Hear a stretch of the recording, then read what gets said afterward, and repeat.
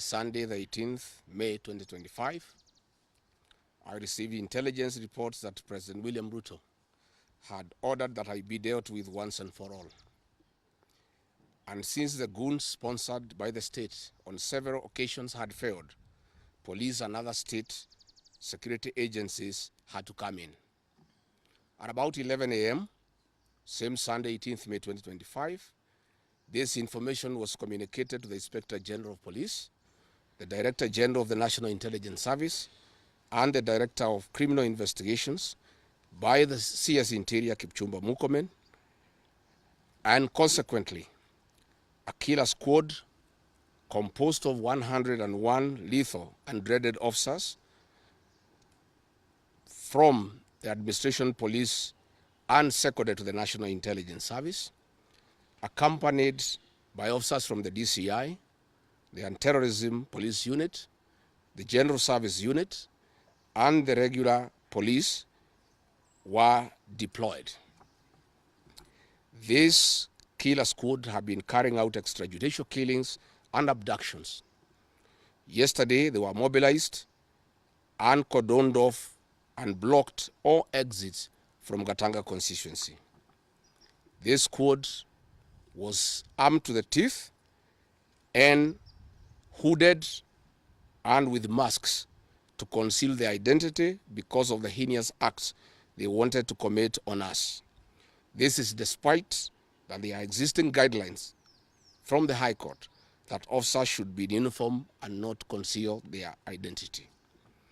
At about 2:30 p.m., we received further intelligence from the deployed patriotic officers who are not in agreement with the information that they had clear instructions to plant arms and weapons in our convoy to provide evidence to arrest us and get evidence that they could charge us with in court.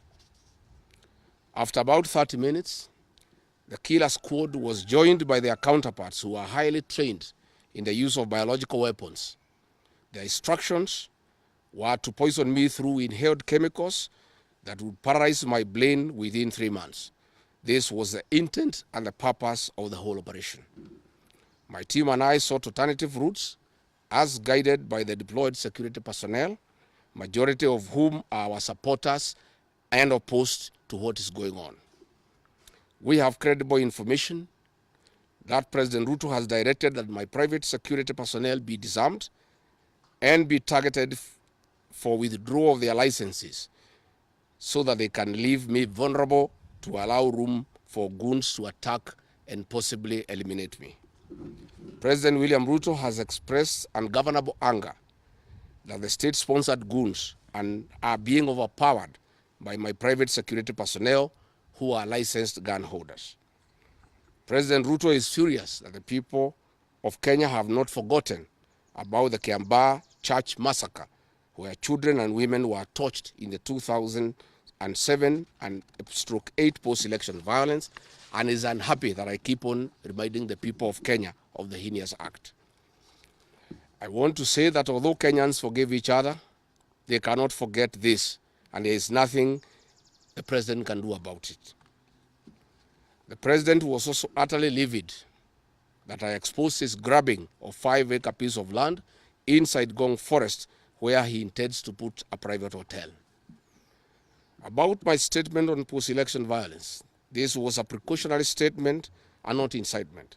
It is based on historical facts and past electoral experiences of 1992, 1997, and 2007 controversial elections, that we must have a free and fair election in 2027.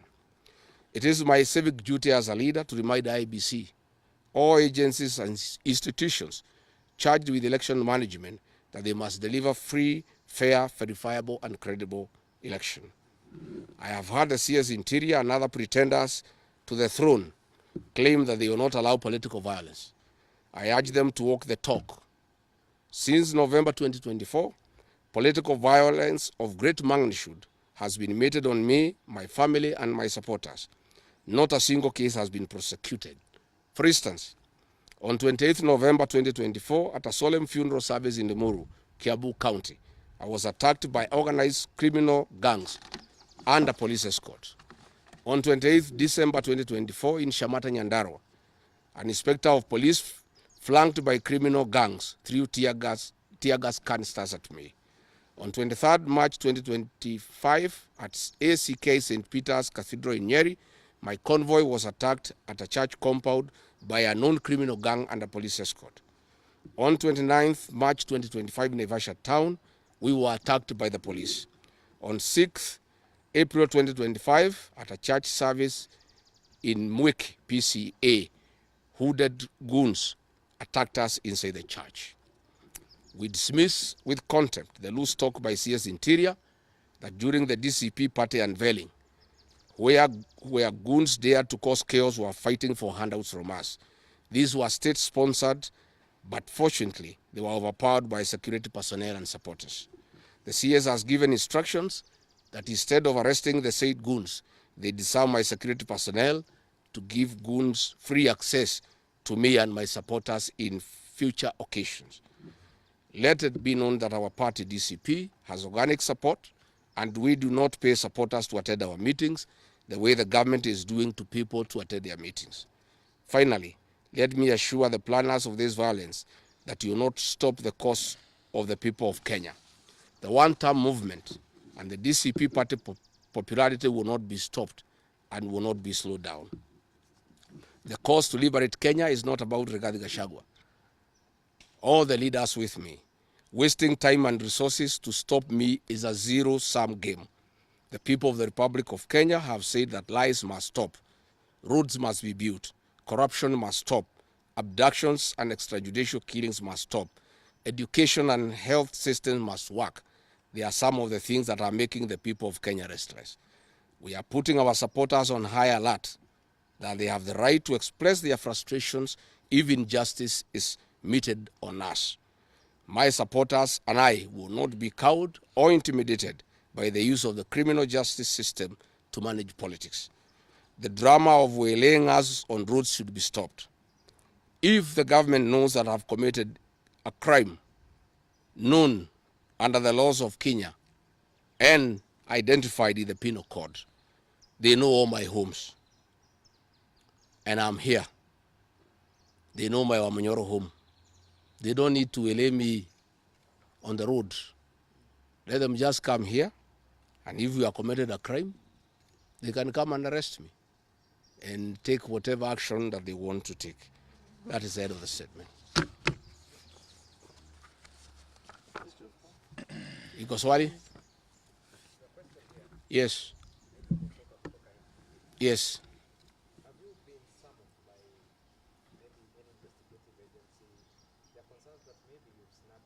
I have not been summoned by anybody, and I'm waiting if there is any summon.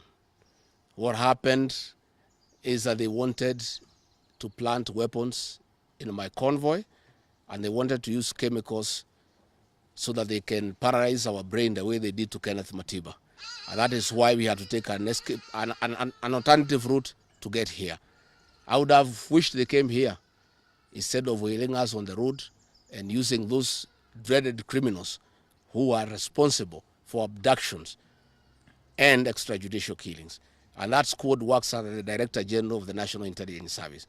It's 101 officers who are recruited from the administration police, and they have been given special training by the National Intelligence Service, and they are responsible for the abductions and extrajudicial killings. And that is the squad that had been planned yesterday and mobilized so that they can incapacitate me and my people. Yes.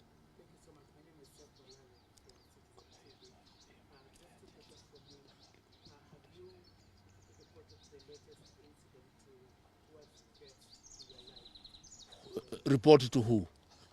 These are the same people who want to kill me. How do you report to the people who are planning to poison your mind so that the brain can be paralyzed and then you become a vegetable? I cannot report. And I wrote to the Inspector General of Police and the Director of Criminal Investigations. Instead of answering the issues I had raised, told me to report to the next police station. Yet all these things have happened under the cover of the police.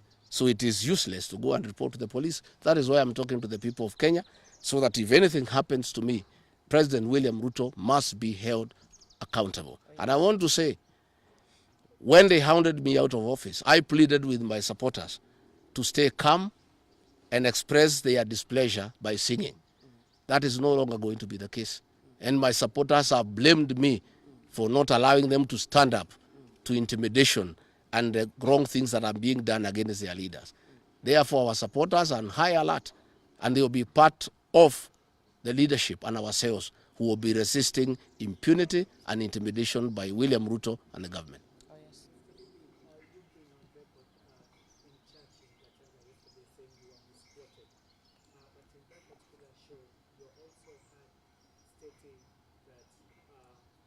Should the elections be rigged in 2027, then it's going to be worse than how it was. I didn't say I was misquoted. I said the interpretation is wrong.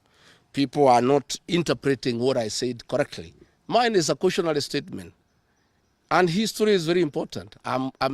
During the finance bill of 2024, I did caution President William Ruto and the cabinet that it will bring problems because I listened to the people of Kenya. When a member of parliament from Rift Valley says that even if the votes are not enough, they will know how to manufacture them. When another leader from Rift Valley says they can rule for 24 years, these are the things that have put the people of Kenya on notice, and people are speaking. And as a responsible leader, I must caution IBC that the people of Kenya are saying, please don't try. And we are saying we must draw parallels from history. And all I was saying is that that has happened before in 2007, and it is possible it can happen now. And I was asking IBC to be patriotic enough to make sure they don't put the country into a crisis. That is all I did. I did not ask anybody to cause violence. I did not say people will fight each other. I just said, let's be careful. This has happened before, and it was bad. And from the way people are speaking, it could be worse. That is all I said. Yes, Waweru.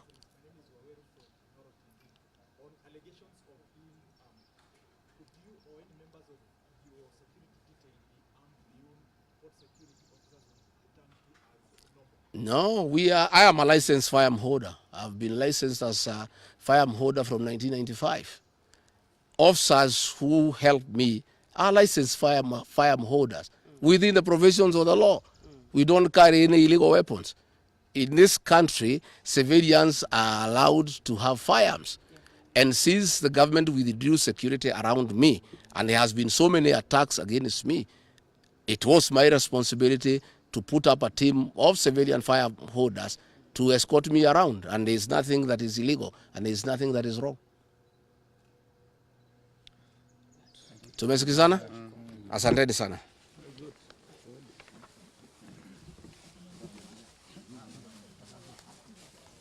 Karungo.